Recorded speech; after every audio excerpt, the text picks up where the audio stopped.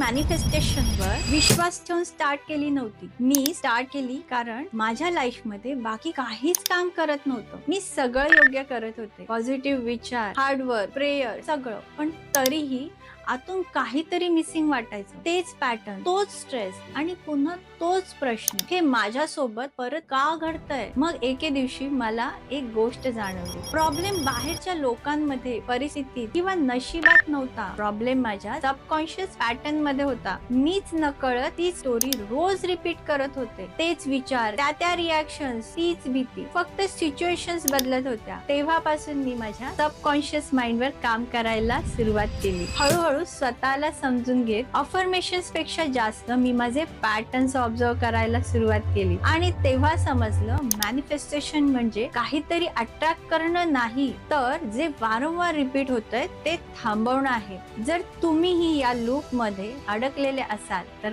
Comment मध्ये repeat लिहा. चला आरंभ करा.